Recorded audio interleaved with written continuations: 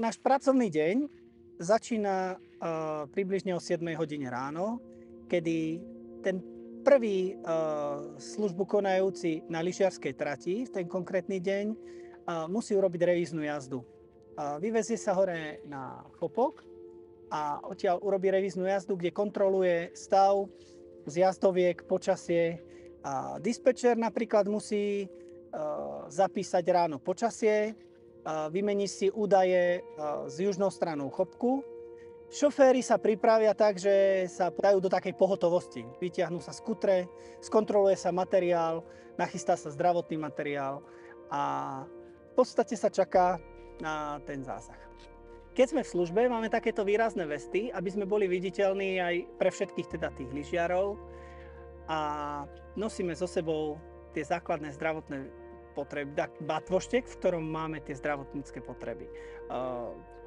Vieme na svahu zafixovať nohu, ruku, nosíme so sebou tlakomery, vieme odmerať glukózu.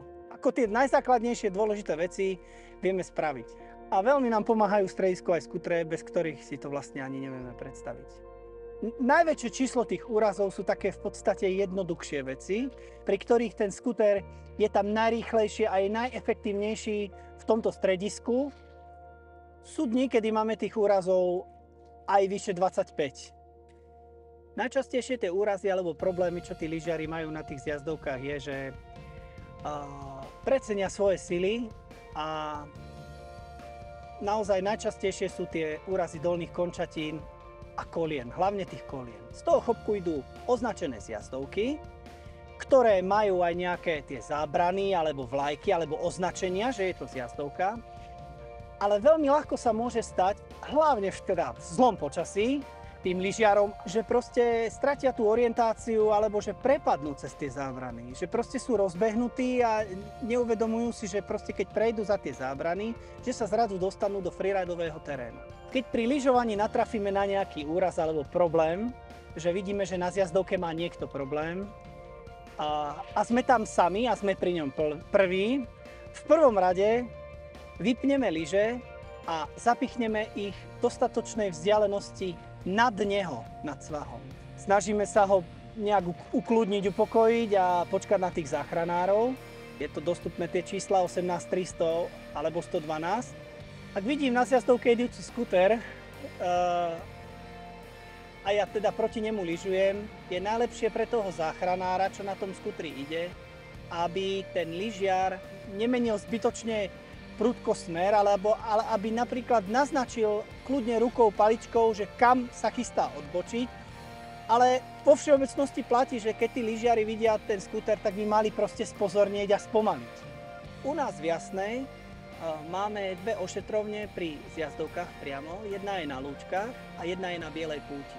A potom máme hlavnú budovu, hlavné stanovisko na Lúčkach, ale to už není pri zjazdovke priamo. Samozrejme pri vážnejších prípadoch sa stáva, že si privoláme na pomoc aj vrtuľník, alebo teda tú leteckú záchrannú službu. Máme na to vytipované niektoré miesta, kde sa tomu vrtuľníku, tomu pilotovi najlepšie pristáva. Môže sa ale stať, že je ten prípad tak vážny, že ten pilot proste musí pristáť aj na zjazdovke. Pri tom prílete toho vrtuľníka je najrizikovejší ten moment toho pristátia a tých veľmi zvedavých a akčných návštevníkov strediska.